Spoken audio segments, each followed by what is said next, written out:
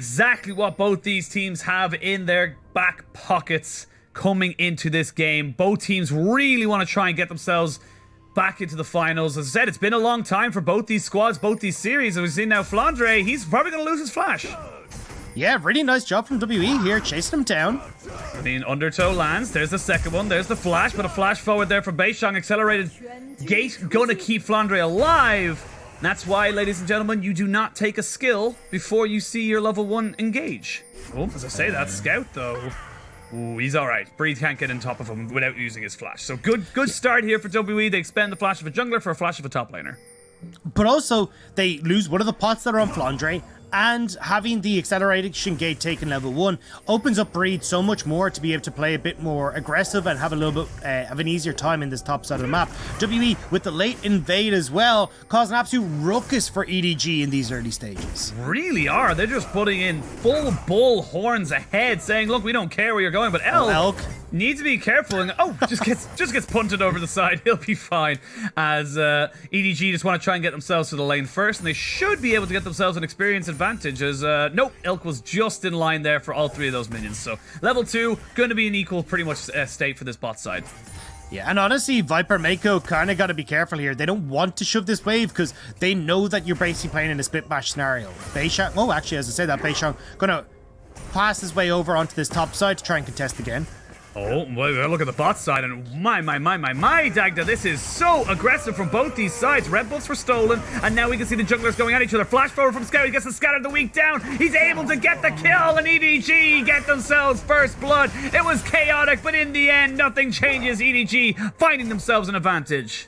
Yet, you had the push from Scout in the mid lane. Beishang had no flash. JJ knew he could go for the aggressive play, so you end up with that victory there for EDG. So despite the fact that they could have gone for a split map, it's JJ who's coming in ahead of the Olaf and getting so many more of these camps. We're going to catch this in the replay. Beishang showing was actually a pretty big mistake because JJ, instead of trying to clear out the rest of his side, went from Gromp straight to red buff. I don't think Beishang was expecting this, thinking JJ would clear out a bit more of his camps. And now Beishang not in a position to try and follow up. A Scout flashes forward and able to pick him off. Nicely done here by EDG, and that is going to be a pretty decent advantage now for this Lee Sin. JJ going to have a little bit of extra cash in his back pocket. You can see it's already equated to about 300 gold leads, so see where he's able to make more advantages happen. But with no flash for Beishang as well, I feel like it was a little bit greedy to be going for that and not really thinking about it. I suppose he was just looking to try and make sure that he could make advantage of Flandre without his flash, but it just felt a little bit two-tone, a little bit too obvious, and right now EDG, they're going to be feeling the warmth of that kill, the warmth of the lack of pressure, if you will, knowing that they're going to be able to do something like this. Flandre able to push in, breathe, and know that he's just not going to be ganked. Yeah, and another wave lost to Breathe there.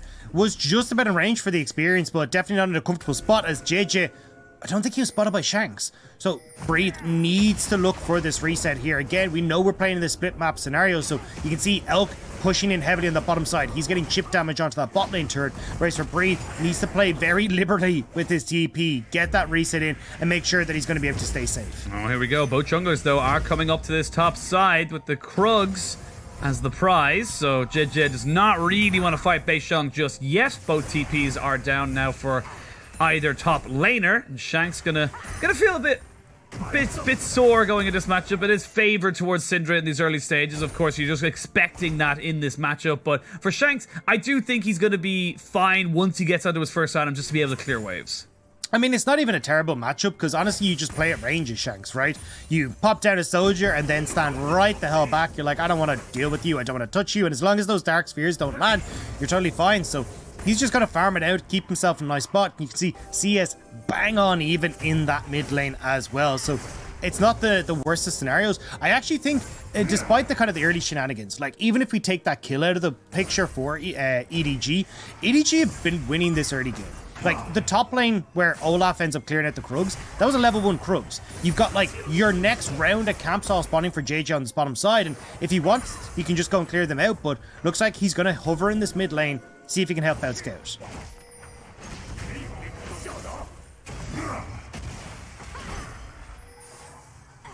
Not sure if I've lost Oshin or not. Are you still there, Penguin? Okay, might have lost Penguin for the moment. Okay, so Penguin has disappeared for a little bit. He's going to have some tech issues, but we'll get him back in as soon as possible. As we look down towards his bottom side, though, Beishang hovering, looking for the dive. Missing can actually start to tank this up as they start to go forward.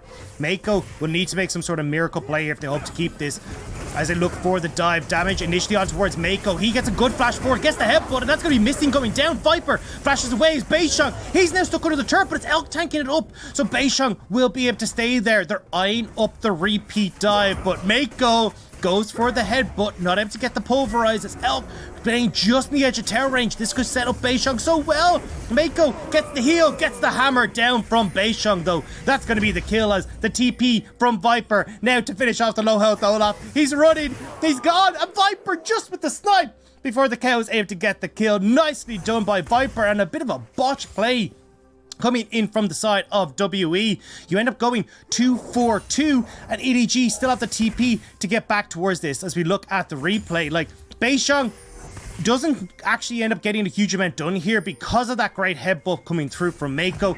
Beishang has to flash back in. Mako gets the double headbutt then again.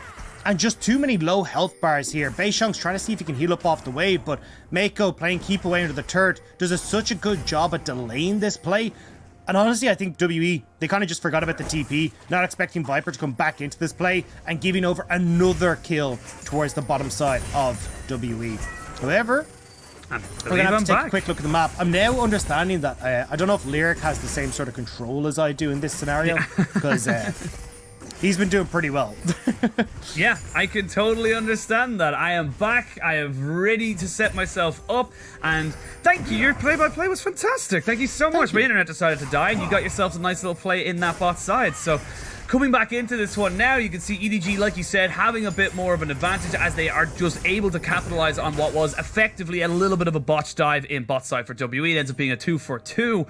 And this for WE now is things start to get a little bit rocky, a little bit uncertain as you're starting to move towards this, 8 minutes where the Rift Herald spawns. You're looking at dragons. This is where I want to see now what WE can make of it. Otherwise, I feel like EDG are just going to run away with the map.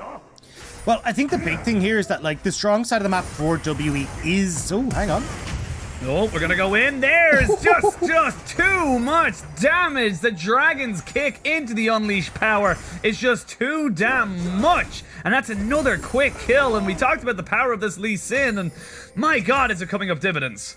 Yeah, it's doing work now. And I wanted to highlight that, like, the bottom side of the map for WE is the strong portion, where you want to see them, like, being able to use the pressure that Ashe and this Braum have, being able to go towards these early dragons. They've ended up botching the play in bot side. Now you've got the kill going across towards Scout in the mid lane as well. They're rotating Elk and missing up to try and go for the Rift Tail, but you still have to be so careful since Shanks is only just returning to the map. Yeah, well, looks like it is going to be enough of a dissuader for EDG to say, look, we don't have our bot lane here, so WE send Elk and Missing to the mid lane. They eventually get themselves back in, so they'll lose a couple of minions, but it was a cannon wave, so actually not going to lose that much at all. They'll just lose a plate as such to the bot lane of EDG, and I like this from WE. They're just saying, look, we know where our strong point is, like you mentioned, our bot lane. So wherever our bot lane goes, you cannot contest, and that is exactly what they did to guarantee themselves a Rift Herald. And nicely done. You don't even lose that much on the bottom side either. You lose a little bit of a wave, but Elk came to collect most of it, and also only a single turret going across. So net positive coming through for WE as long as they can get the charge off that Rift Herald. And I'm kind of curious as to where we're going to see this. In my eyes, the no-brainer seems to be in bot side. I think you just unlock Ashe from the map. And especially something that WE have done with Elk in the past is kind of use him as like a pseudo jungle or support roam, right? Especially when he's on the Ashe. They'll use him like push up towards this top side, surprise the opposition, where you end up with this Enchanted Crystal Arrow and an Ashe coming out of nowhere and setting up for people like Breathe to follow up on the plays. And with the supports now roaming down, Elk pretty much has the run of the bot lane here. And there's a little bit of a ward, though. You got to be very, very careful of that TP play that could come out. You have got TP for Scout, no TP for Flandre, but should be up very, very soon. Dragon has been started here by WE. This is definitely a moment here for WE to try and make themselves back into this game, as Flandre gonna get cycloned on and flashed away. He does not win that fight anymore, and Breathe has survived the early levels and should be totally fine taking on this Jace. Yeah, as soon as you get access to that Cyclone, you've got kill pressure in that top lane matchup, and you can see it there, right? The only saving grace there for Flandre was how close he was to his turret, but now Breed's going to start equaling up, and especially if Flandre has to then use his TP to get back to lane, you open up WE to be the ones that make plays like dives onto this bottom lane turret alongside the Rift Herald. So you can see Flandre, he's desperate to stay in this lane despite the low health bar, because he knows if he ends up using that TP, the rest of the map is going to suffer.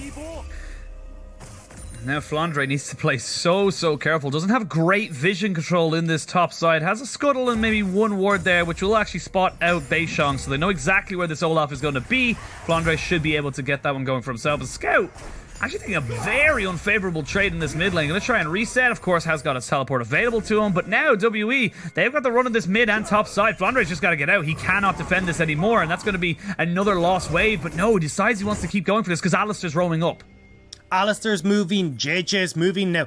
They realize fairly quickly that Beishong's up here, but again, like, I don't want to see WE playing towards this top side. I want to see them bot lane, but even if they leave Elk up against Viper in this bot side, Elk should get the push, so should be able to chip away at turrets. So as long as like nothing happens in this top lane, it's still WE going to be able to win out with pressure on the bottom side. And they know exactly where Mako is. Great ward here. Breed is in total control of knowing exactly what is going on.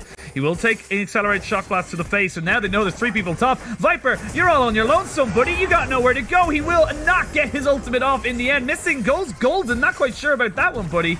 Is they're going to try and maybe trade this one back. Scout, though, has to flash away. He's got himself some concussive blows stacked onto him. And now WE are running through the paces. They're the one who are picking up everything. EDG are kind of getting caught out.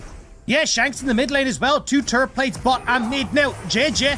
Oh, he doesn't have to, it's call an ambulance, but not for me, as he goes straight in onto the Shurima Shuffle, right into the Emperor's Divide, but there's a teleport coming in on the spot side, missing an elk, gonna try and back away from this. Rift Herald gets dropped down here, and it's gonna be another teleport coming in. That's gonna be Viper joining the party. As you can see, Elk and Missing have 4 members of this party that they don't want in their house. Get out of here, my friends, as mid lane is now being faced down by WE. They almost get that tower down. Good Dragon's Rage kick from JJ to disengage, but the rest of EDG is now pushing and pressuring on the spot side. And while all this has been happening, Dagda, look at the top lane. Breed's just been PvE.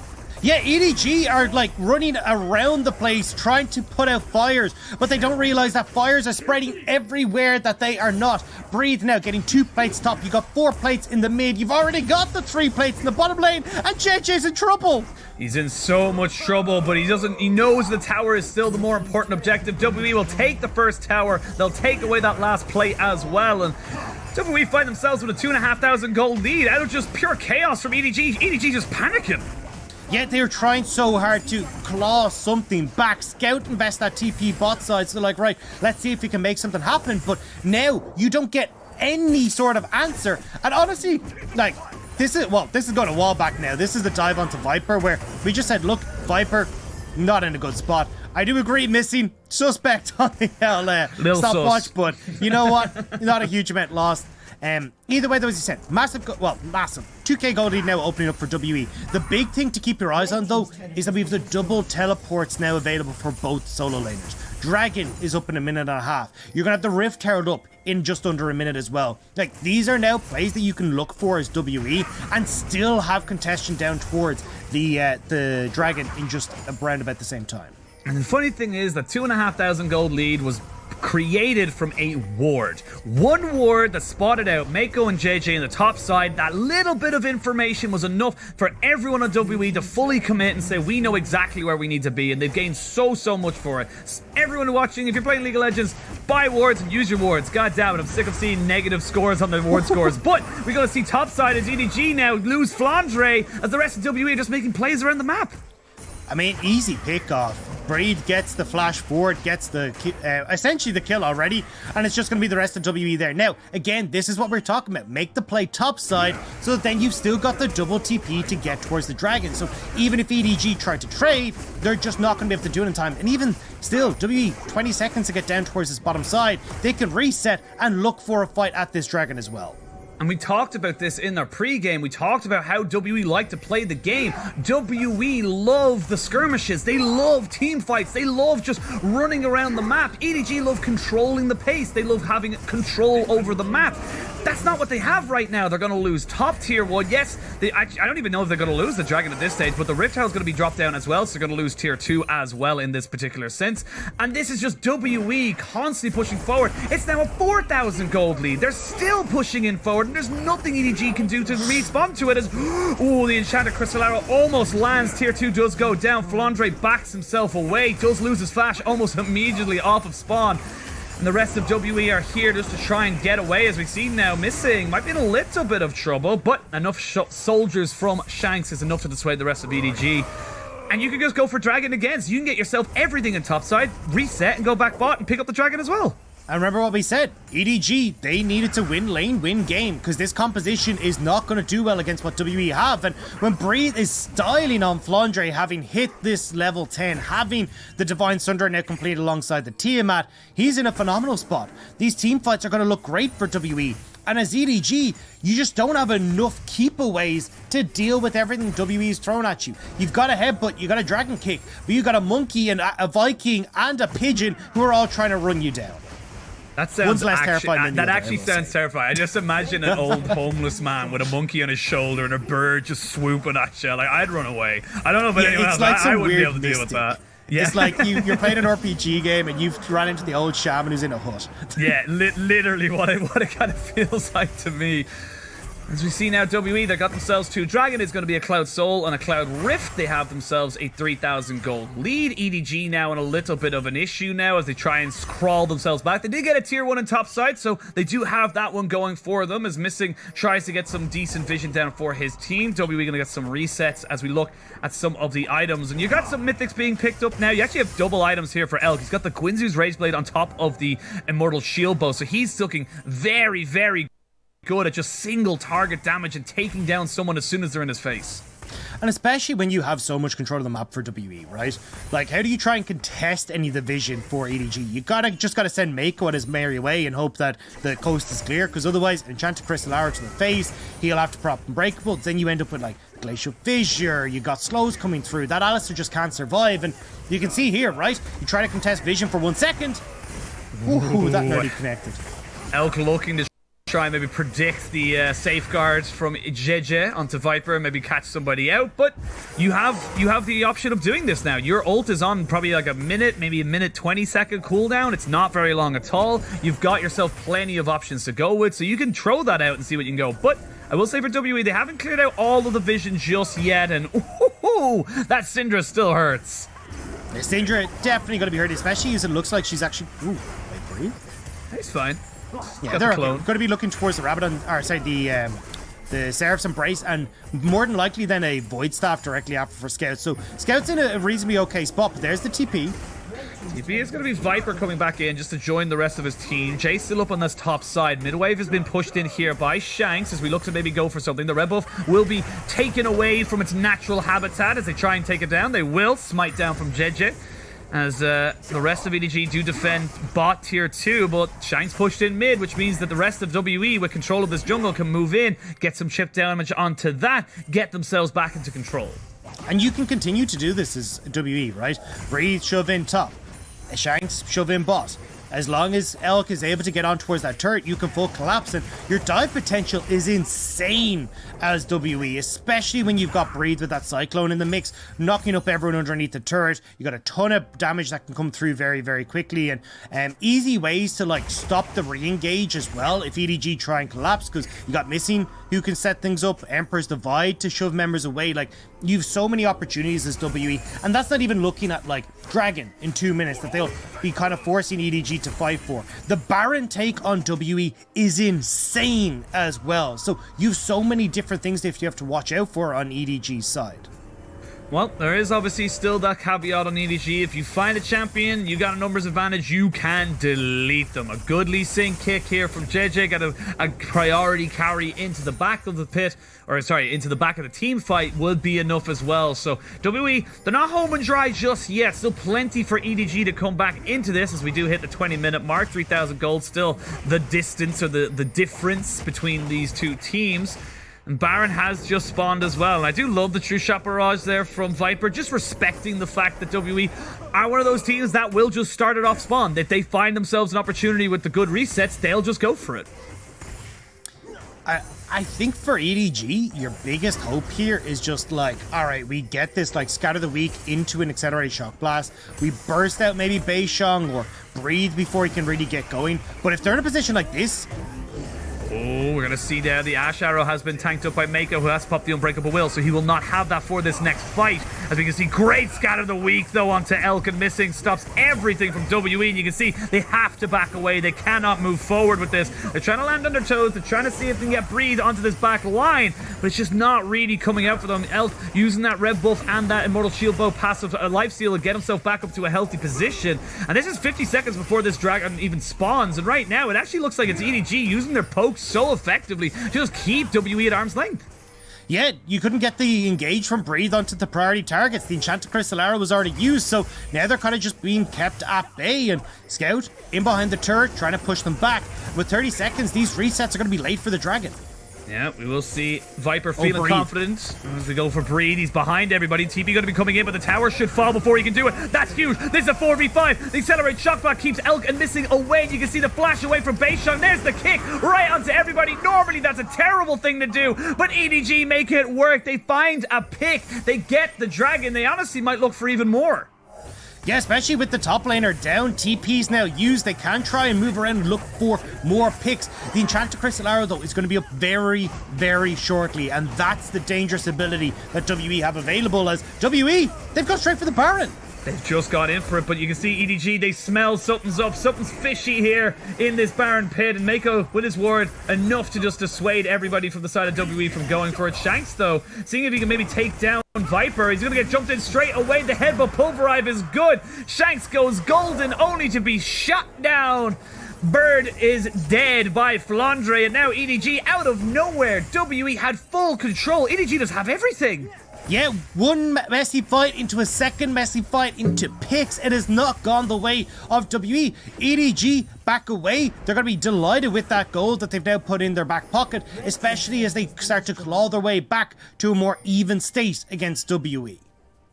And this is just such a turnaround, and it's exactly what we talked about. One pick, one opportunity here from EDG, and they will delete you. It doesn't matter if you're Wukong or if you're Elk on this Ashe. It's just there's nothing you can do, and you can see here he's got the right idea, but the rest of his team just can't follow up. The big issue here was just miscoordination between WE, right? Breathe was only in the midst of TPing in while the Elk had already used the Enchanted Crystal Arrow, so there's no like setup to give Breathe access to the squishier members of EDG. And Shanks, I don't know what you're thinking here. Like, you have Flash, you also have the ability to just hop over the wall. Like, you're in a terrible spot there. Just back away. Don't risk your life for a bit of poke onto Viper. And that means now gold's back to a very respectful deficit for EDG. They'll be very happy with that. They've got themselves mid-tier 1. They stopped the dragon stacking, so WE don't even have that for at minimum another 8 minutes and a half. So you've got yourself opportunities. So here we go. There's the Ash Arrow, not going to land just yet. The Glacial Fish are going to be used instead to try and continue this fight. They know they have a numbers advantage. They're trying to see if they can take down the Cal, turn him into minced beef, and they will. Shut down there onto Mako, but with the damage on the missing coming in, it's enough to try and re-engage this fight, but a great shuffle from Shanks, but he puts himself in harm's way. You can see they're still trying to kill off JJ. This Lee Sin is so tanky. The Cyclone will eventually take him down, but Elk separated from his team, separated from the safety of the rest of his teammates, will have to keep running, throwing back those arrows, seeing if he can just keep himself and the rest of his team alive. It ends up being enough to keep him there, and the rest of his team will be able to catch up to him, but EDG will lose 2 kills, and they'll only gain back 1. Yeah, 2 for 1 in favor of WE. At least they're able to get something back, get some control back on this map as well. Now, the crucial thing is you have the Flash now up and available for Breathe. His TP is going to be up, so in plays that EDG overextend like this again, you're going to be able to bring in that top laner, maybe look for a little bit more. But unfortunately, these enchanted crystal arrows just haven't really been working for them. Elk firing from way far back. Viper with a good sidestep there. Now, they still get onto Mako. This was kind of the thing that we were talking about before, is that Mako has the unbreakable will to protect everyone else. But there's so many slows. There's so many CC opportunities here for WE that once you get caught by one, you're done. And great kick from JJ. Like, the fact that he ends up sending Shanks right before he gets booted away is phenomenal. It actually gets that kill back for EDG. Well, speaking of kills, we're going to go straight back into this. JJ being taken down a little bit by Breathe on this Wukong, who now has got his Hysterics gauge. So doing a pretty good time of tanking up as much as he possibly can. And for EDG, that's the thing they need to be a little bit careful of. They are still not 100% going to be able to win this game. Like we said, it is a very difficult comp to execute on. WE definitely have the ease of composition execution on them. But right now, it does feel like it's EDG making the plays and WE trying to just crawl themselves back into some kind of control. Yeah, and especially as we talked about, like, WE, they have the tools to find these fights. They're going to be looking towards these big objectives to try and force that, especially Breathe having that TP advantage over on the bottom side. Scout's going to be forced to go and push in with him. So WE trying to base EDG into this play. Keep your eyes on where Breathe can TP to. Yeah, Breathe has the TP available to him, as does Scout. This Baron down very, very low, actually. 5,000 HP. You've got the arrow going out. Flandre has the flash. So you get a summoner out of it. Breathe's on the backside, though. He has flash available to him, but they know exactly where he is. He's going to be kicked away if he's not careful. JJ doesn't even have to use it as he gets himself right back onto it. The Baron's still available here for the side of WE, but this has fully reset, and Beishang not looking super healthy. Yeah, WE realize that EDG have the inside track on mid lane, but again, you have to be so careful. When Breathe comes in, he's just not being able to pull the trigger fast enough, not able to get on towards Flandre, not getting Scout or Viper, and now you lose a mid lane turret for your troubles as WE. Yes, you gained the flash out of Flandre, but you've lost tier 2, and that's more pressure for EDG, more time, more space they have for themselves. And 20 seconds until this dragon spawns, they're going to be the first ones onto the dragon as well. So EDG putting themselves onto 2 Cloud Drakes, putting themselves 2 away. So right now, though, WE, they don't seem interested in that dragon at all. They want to go straight back for this. Viper needs to be a little bit careful, but the rest of EDG is here in tow, and Elk, oh, that's so much damage. He needs to be so careful if Jace is around. Look at Breed, though. He is the flank of all flanks right now, trying to see if he can get anywhere, but that control ward going to keep him at bay. Needs to see if he can use this flash to get himself in the right position, as Dragon is taken by Flandre, has TP to get here. Yeah, missing into the pit now after using the Unbreakable. They know where Breathe is. They know exactly that he's coming around here. This is Beishang taking very, very low. Actually pops Hysterics already. So that Dragon Baron down to 2,000. You're going to have the Glacial Fissure used. This is going to be a 50-50. They're going to flip it. It's going to be all down onto this Baron. There's the Scatter of the Weak. No, it's not going to be stolen. JJ not able to get in on the queue. You trade a Dragon for a Baron. WE finally get their prize. Again, though, EDG have this push in mid, so might be able to try and force this, but with the Baron enhanced recalls, WE will be back in time to defend. That was on a hair's breadth for WE. But oh, no. 3 points. I mean, I swear, like, Viper will hit, or sorry, Elk will hit one of these. I swear, at some stage he will hit one of these. And it will be game-changing. Yeah, but WE now running up the mid lane. And look, this is the first time in the semi-finals where I've got, okay, WE, you definitely have control now. Let's see what you can do. Yeah, and you can see what they're doing right now. They're just saying, look, we push up that mid lane, we go as a 4-man death ball, we have ways of starting fights and getting on top of people. I will say Mako is still a very big, beefy boy, and they have to be very aware of his engage. They do not want to get caught out by that. So, quickly before we actually see another fight breaking out, you look at the items being picked up. 3 items now for Flandre. He's got himself that Serpent's Fangs.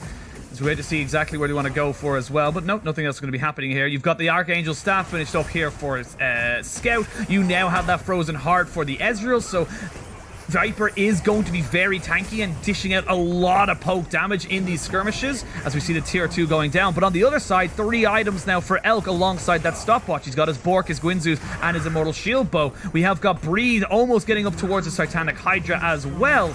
And this is where the game starts to get a little bit funky, and it starts to be less about the items and the gold and more about how you execute on your comp. It's also the most dangerous portion of it for EDG. They've just moved down bot side. They don't have the vision control, so flanks from the likes of Shanks, Breathe become even more deadly. It's why they've had to see both of these tier 2s, because they just don't have control of the map and can't guarantee their own safety underneath their structures. Shanks now continuing this push in mid. Massive wave on the top side as well. EDG are really being forced back.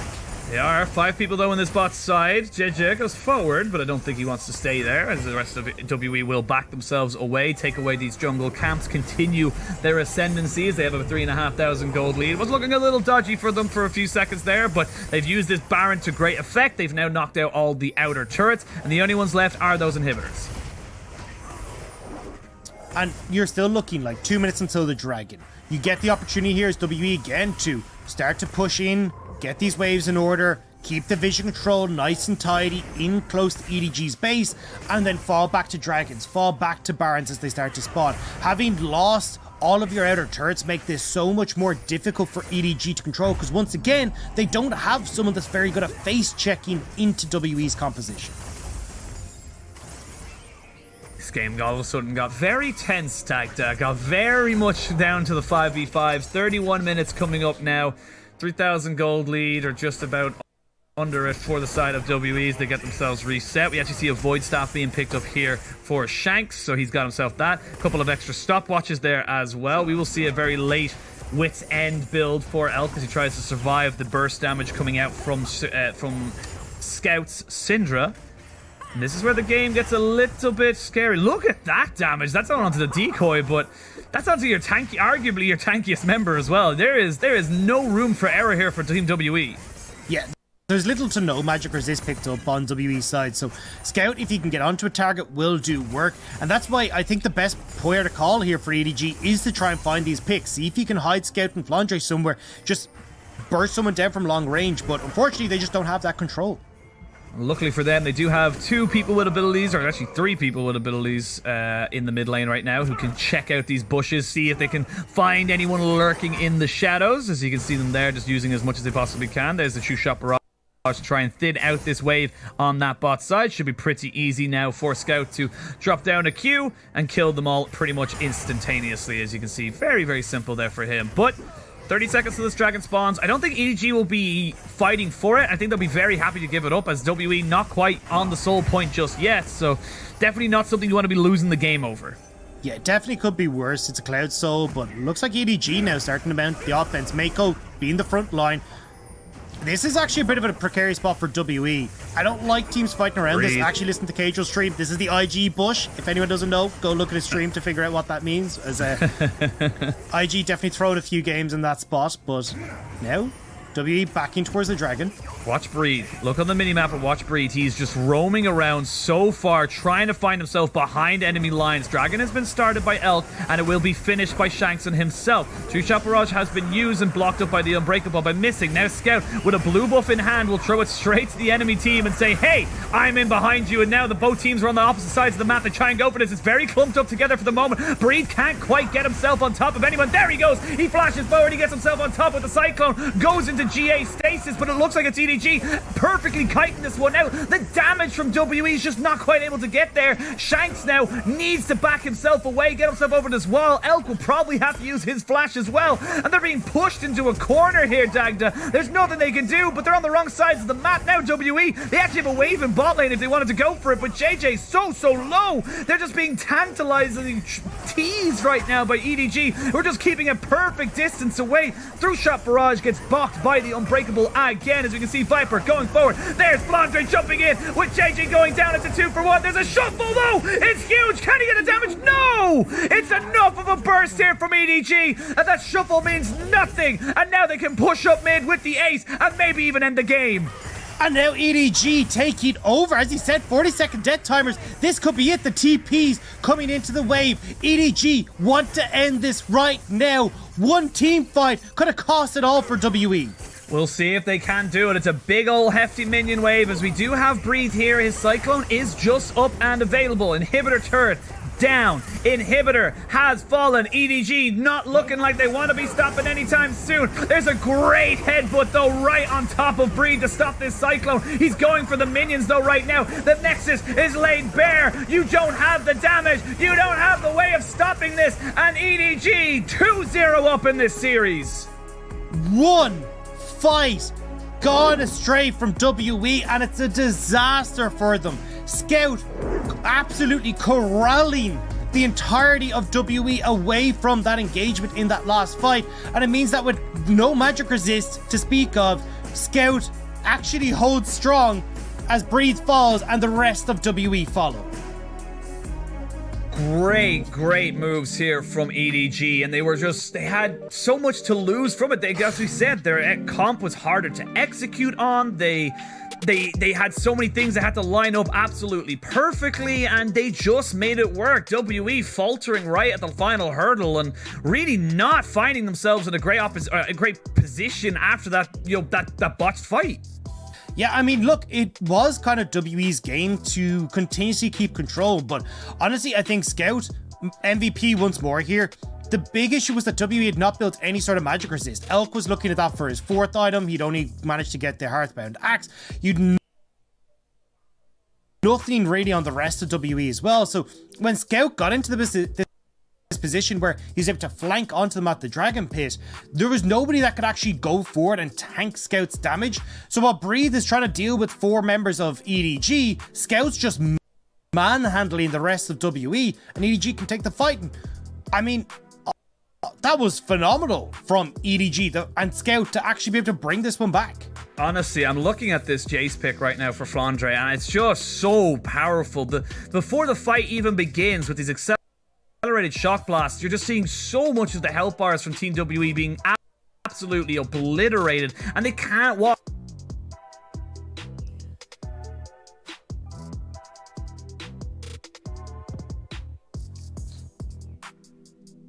Well, honestly, I think WE did a kind of poor job of setting up their team fights where they could be in an advantage, right?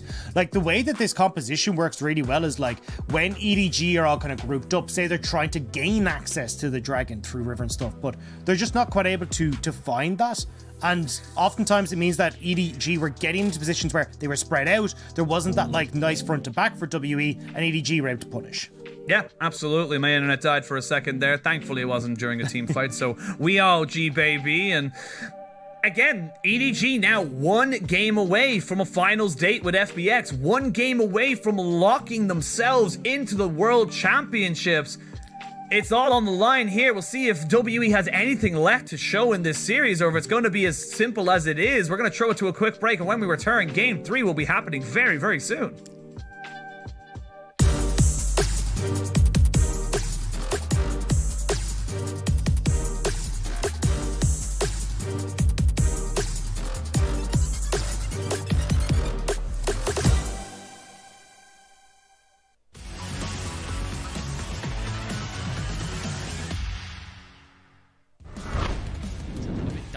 For them as LNG trying to move in and contest it. Tarzan is in the pit. In we go with the Magnet Storm. There's a slicing Maelstrom as well. Angel turns gold, but On's already down. Sooning health bars are being obliterated. It's 2 for Light, it's 1 for the Rel as well.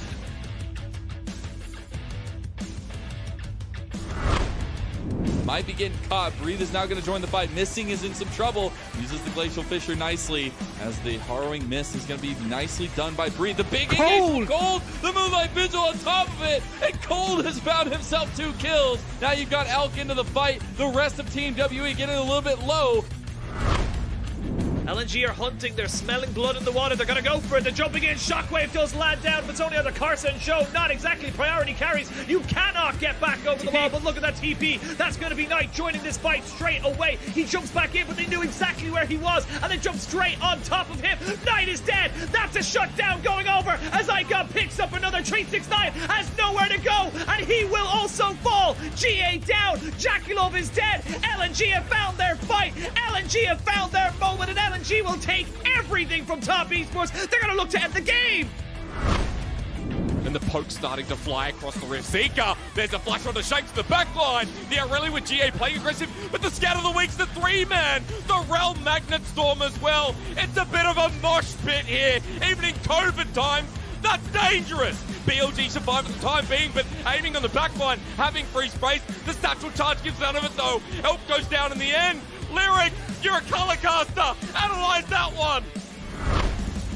Trying to move into Rare Adam. Rare Adam with the final Hail Mary touchdown call to try and get themselves as we go in. Shanks is huge! The Ring of Frost sets it all up. Cube trying to turn it back around, but his fight is all but over. Beishong on the backside. Fofo cannot do nothing. Fun to watch. We talked about FPX getting out of it, making themselves known, but the ball's duet onto Icon again. Chris with the flash in. Icon in trouble. The Winter's Bite sets up for the concussive blows. Elf doing everything he can. So many Mystic shots, so many True Shot barrages. Shanks into the pit as well. Viper still surviving, still has his GA. Elder getting low here. There is no jungler for WE. The smite will... No! Oh, he gets Elf steals it! The perfect play from Elk, because Shanks finds a kill onto Mako. They want to try and go for mid priority, but the last wave's already gone. It was tough to stay it out for their digs. Now Shambles Go goes Crime, forward. Sonic Wave onto Crime, there's the flash as well into the backline. Tarzan's there with the kick, it's a 3-man too. LNG there, the rookies, and they've just been set up for success from a world jungler, Smurfing, but he's trying to get out for now. He's caught over the wall, Ale will follow through. It's a messy fight, but LNG winning it. They need to kill Gala as Shao goes forward with the Gore Drinker. Double scuttle, big start here for Tarzan, but now the dive starts onto Doomby. We saw this coming. He flashes out of the way. The MVP just gets I1'd with the Haymaker. He sticks around. It counts as a solo kill. Is it already gone? Yes, smite it away, but look at the collapse from Ale. They have to pick a position. RNG already low. Arley's there to try and win the series, but the scout of the week stops them. RNG winning the fight as Tarzan goes in for the kick. He gets the execution onto way, but now Tarzan in such a bad position. Gala missing Mystic shots. Doesn't matter as the Archangel forward. Golden is Icon. Right there with the satchel charge. The Realm Warp. RNG now losing the fight, but Gala again on the Ezreal. Goes forward. This AD carry, an absolute masterclass.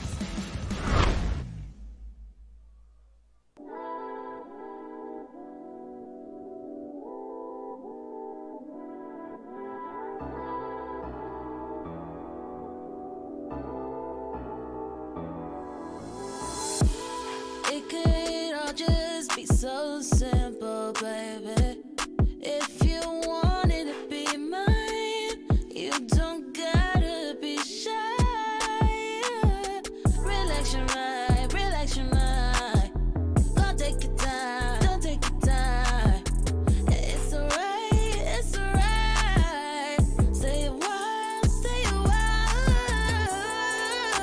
'Cause I can be everything you wanna make to be. I could be everything you need to make to be. So I don't wanna wait, I know you're feeling me. So why don't you feel on me? Why don't you feel on me? I know you're feeling me. So why don't you feel on me? I'ma throw it back, then I'ma let you catch it. I'ma whip it up, then I'ma let you. 'Cause I know you're feeling me. So why don't you feel on me? Yeah. You got 5 senses, so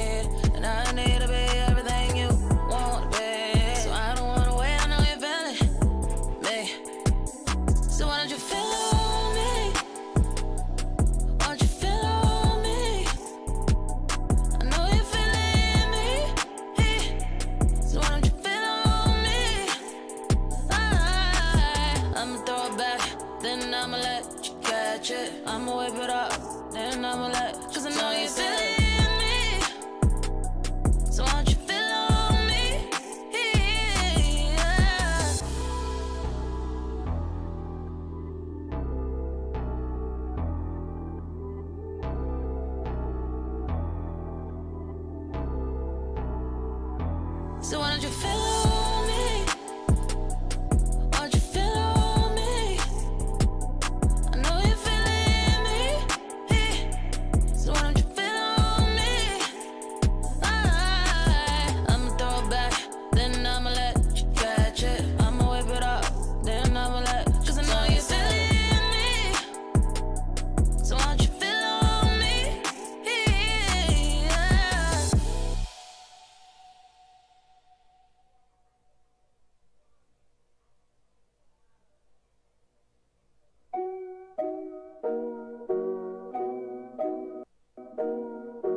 I'ma throw it back with no hand. Bust it wide open, do it on a handstand.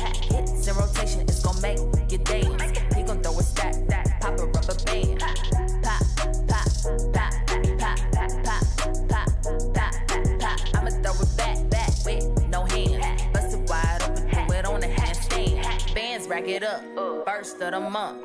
Ice on my neck like the ice in my cup. Paddock on my right, yo, shots to the face. Rock with the Sprite, he might get a taste. Feel like I'm Diddy, I'ma stand on the table. Champagne sip, take a flick, get my angle. Levitate, I don't hesitate. Cop shut us down, but we turn up anyway. I'ma throw it back with no hands. Bust it wide open, do it on a handstand. Hits in rotation, it's gon' make you dance. He gon' throw a stack, pop a rubber band. Pop, pop, pop, pop, pop, pop, pop. 我觉得 W 上单选手拿出了瑞文以后，已经算是赢我了，就至少我现在是不敢玩，所以我觉得他最近发挥还是很好。我觉得上次输给了 W 的主要原因还是因为他们进攻节奏比较紧凑吧，所以我觉得我们这次还是以调整自身为主，希望我们交流快一点，反应快一点，打他们应该会更好一点。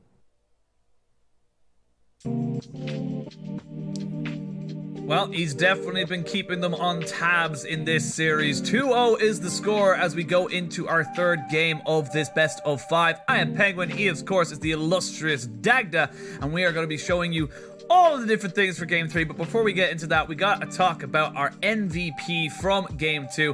Flandre on this J. Second time he's played it in a row, and he was just obliterating health bars. Yeah, I mean, look, the fact that he was able to deal so much damage was absolutely insane. 35, God.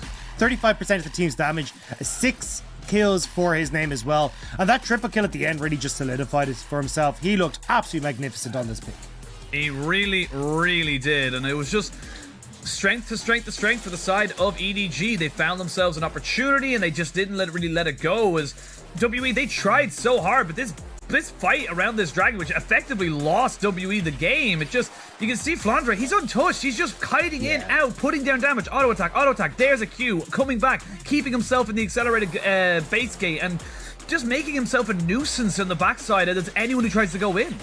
Yeah, I think Scout as well in this fight, I really wanted to highlight there just how good he was at corralling WE away from EDG. So even when Breeze went in, it meant that there was no one to actually get on towards Flandre. And then we get this nice, slow turnaround. Use the range that we talked about with the Ezreal, the Syndra, and the Jace, until eventually you just have JJ go in and they all just collapse onto them.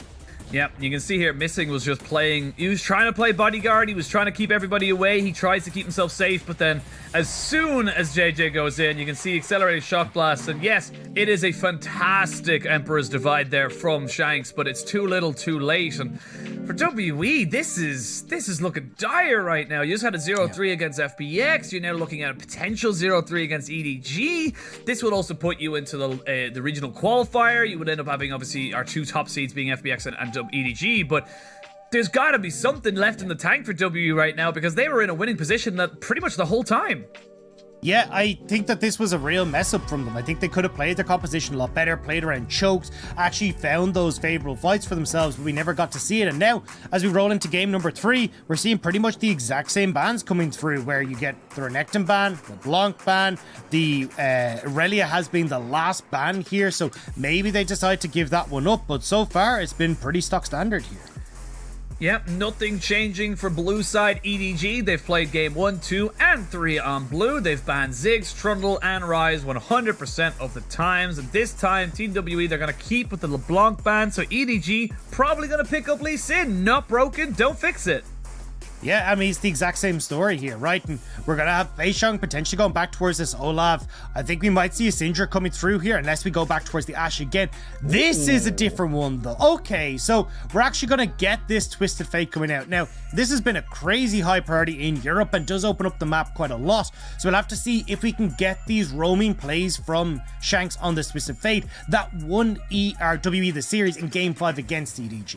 Yeah, it gives him a global pressure, is able to get Shanks around the map, and this is something that we never really kind of talked about, but Shanks as a mid laner, as we're going to talk about that Silas pick in just a moment, Shanks as a mid laner is very much facilitating the rest of his team. He roams around trying to give up himself and get his team rolling. You don't need to be equal on CS as a Twisted Fate, you just need to make plays around the map. But you know who else can make plays? A stolen destiny from a Silas. Yeah, and that's exactly the game plan here. And with this Jace lock-in, please. Okay, I was going to say, give me a Kennen. I think Kennen does really well here in that you can actually like try and dissuade a lot of the short range bruisers that you have on EDG's side, but they're going to go for the Camille instead. So going for the tried and tested. This is going to be a all in on Breathe composition. You Destiny up there, you get the lockdown with this Camille and hope that Breathe is going to be big enough to try and carry you in the later portion of the game. So from EDG's side, I'm going to start banning away things that are just going to like free CS on that bottom side. Ezreal's, things like the Aphelios, things that are just going to kind of slowly but surely farm themselves out on that bottom side.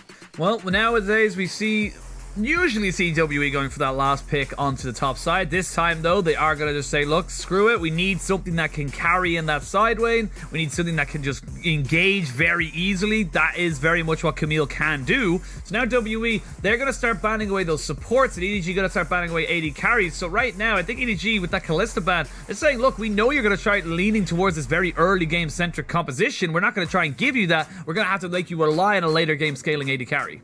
Yeah, I think you just ban the Ezreal here as EDG as well and get yourselves into an okay spot, because like Ezreal Braum would be the perfect bot lane for WE here, because it just means you like hands off the bot lane, you're not interacting with anyone, and you can fully all in on this top side of the map. So I think EDG would probably ban that one away here.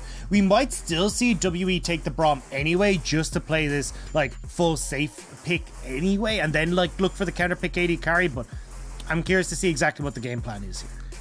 Well, EDG taking their time with it. They're actually going to go with the Rakan this time around. So again, try to mitigate a lot of that engage possibility. And for WE, they now have an opportunity to either pick their AD carry first or their support, depending on which one they want to try and see the matchup. I think Ezreal would be perfect. You take the Ezreal, you take that Braum then in the second rotation if you want, or even if EDG take the Braum away, it's not the end of the world. It's still like a relatively okay matchup. So they're actually going to take the Braum first, but I think for EDG, like you're kind of stuck here where it's like you know what the game plan is here, and Flandre's going to be in a hell of a lot of trouble in the early stages. So from EDG's side, you can maybe take something that's just going to look to scale up like this Aphelios, or you could even look for something like the Ashe that could maybe provide a bit more global pressure, or at least set you up for bot lane plays, especially at level 6, to try and dive and play the cross map against WE. Well, the Aphelios is going to be the lock here for the side of EDG, so now they've got to maybe go back towards Mako on this Alistar, something that he has been playing for years in the LPL and internationally, something he's very, very comfortable on, and gives you a lot of disengage and engage, so it does a lot of what they would want to do for the side of EDG. A strong roaming support as well, which I think Mako's really going to have to bring out. Now, this is not what we've seen from Mako at all during this split. Mako has not been a roaming support. It's been much more about EDG's bot lane dominating the 2v2. This is where I need to see if Mako's going to be able to bring out that more roam-orientated style, because when you've gotten Aphelios and you're going to be against Ezreal Braum, Aphelios is fine. Leave him bot side. Go and look for plays elsewhere. Look to try and keep Flandre safe on this Jace. Shut down this early Twisted Fate Camille pick combo and keep yourself in check. Yeah, absolutely. As we've seen now, as you were talking about, the Ezreal for Elk, something he has played all split long, was almost seen as a one trick for quite a while in the early stages of the split, but ended up branching out a little bit more. So for WE, honestly, looking at this draft from them, strong top side 2v2 in top and jungle. You've got a supportive utility mage in the mid lane, and then basically safety in the bot side. This is everything you could have dreamed of if you're a WE fan. Yeah, I mean, this is kind of going back to not playoffs, but regular season at WE. all in on Breathe. Get this guy up and rolling and let him be the carry. He has shown it throughout playoffs that he can be the carry, but this is more so kind of looking to be a big split push, have threat in that side lane, and then become a big pick threat alongside this Twisted Fate Camille combo in the later portion of the game, allowing this Camille to just burst people out before you actually end up approaching these objectives. So for EDG, it's going to be a case of trying to dissuade this Camille from getting ahead in the early stages. Look towards these dragons, try to solidify a couple of them for yourself, and forcing WE to fight you when they're uncomfortable. And a little fun fact before we jump into the ref: Alistair, Mako's most played champion ever with 108 games. I'm not quite sure if that includes the playoff ones, but we'll add to that as we can. But regardless, 108 games on the Alistair, very, very comfortable on it, very, very known for his play. And for EDG, you are now one game away, one Nexus explosion in your favor from going back to Worlds, getting back into the LPL finals. See if they can make it happen, or if WE have something left in the tank, if WE can make them sweat just a little bit more. So we now jump onto the rift for the third and potentially final time today. WE versus EDG, Game 3. And it's hoping, if you're me and you like LPL, I'm hoping it's a bloodbath. I mean, it's a very different style from what we've seen from WE before, especially in playoffs. We've seen them tend towards this more team fight orientated composition with picks like the Kennons, the Gangplanks, the Rises and that we've talked about, that still have that roam aspect. But this is certainly a very different style, very heavy pick comp, and we're going to have to see if they can catch EDG out in rotation and catch EDG with their pants down to force us to that game 4. Keep the dream of that reverse sweep alive in the LPL semi-finals.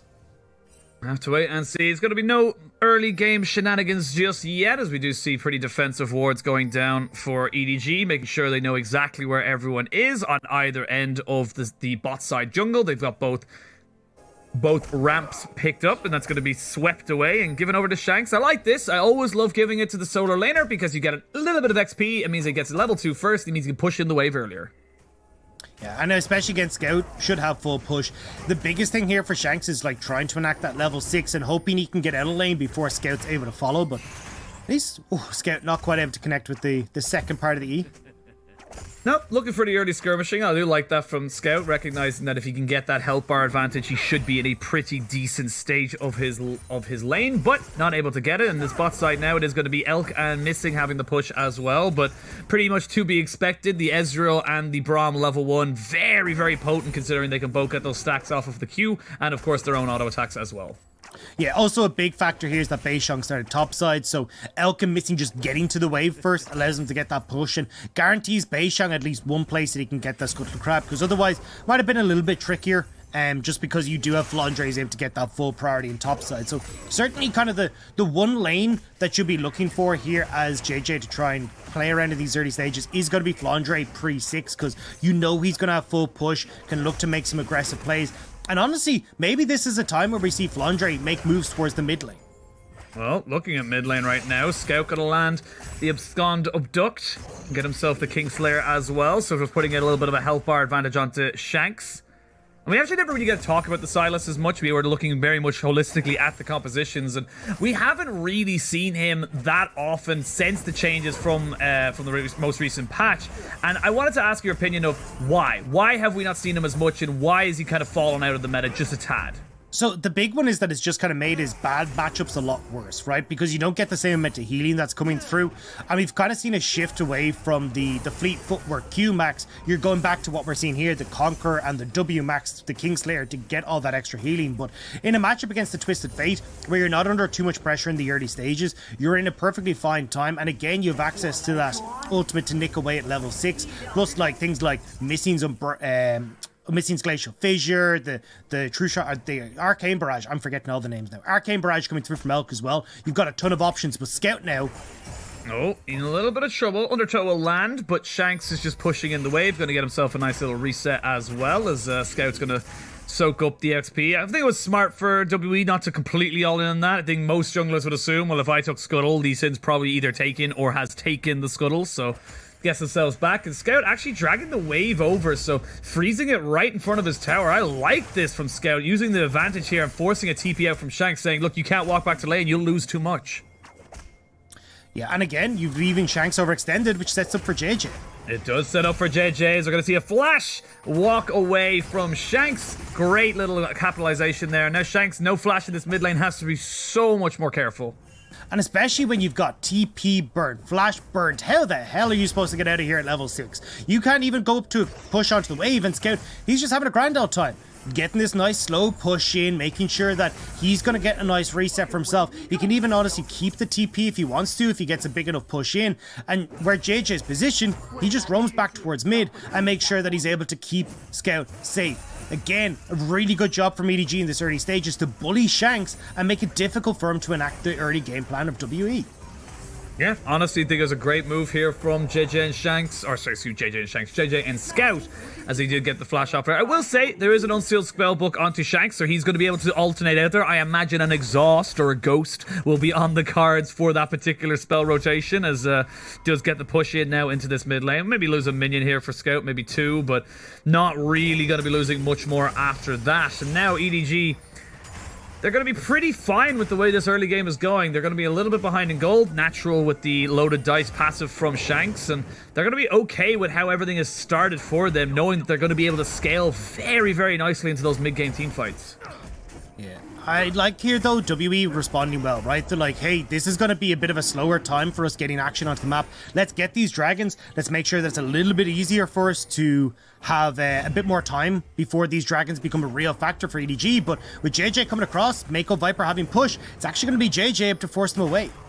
Yeah, JJ was looking for something mid. Actually, don't even think he was looking at the dragons as such, but did see that something was a miss, shall we say, and now found himself out. But now Flandre, recognizing he can't get a kill into top side, but maybe can get something into mid. Gold card has been used. Shanks will take a face full of accelerated shock blast. And now JJ, now that he knows exactly where the mid laner is and the top laner obviously in top, he can go safely and take that dragon. So first dragon at EDG.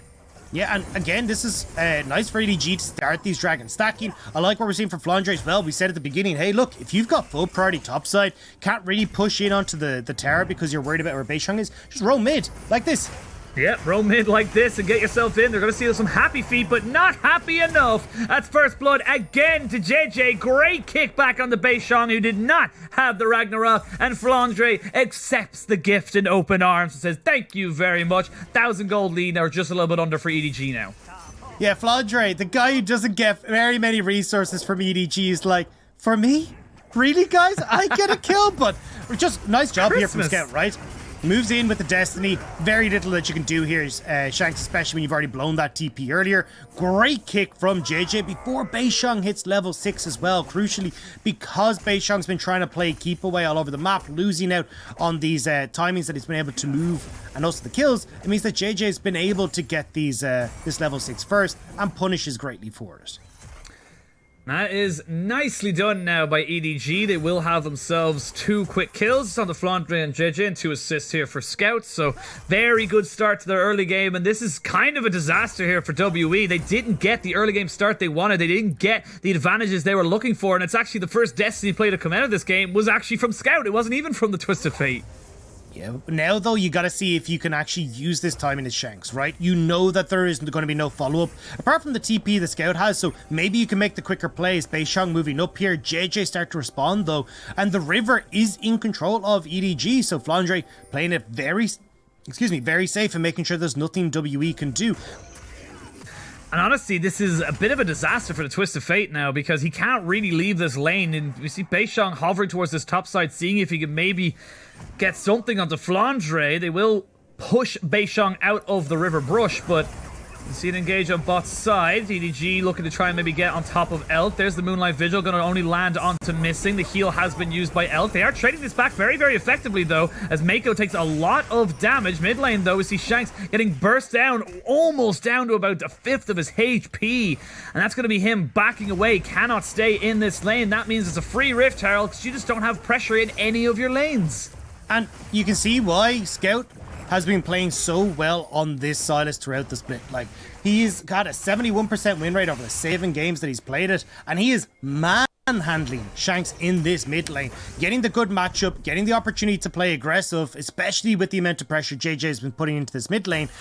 And now when you're in a position like this, EDG, you get to farm up. Viper gets the late game. Flandre gets the punish on this topside turret, starts to get himself into a good gold lead, and your team fighting then in the mid game can really thrive, especially as we said, like for WE, this is a pick composition. This is not a composition that wants to fall behind. If these turrets start falling, that opportunity and the windows and the breadth of movement that you have to make these plays is very much limited.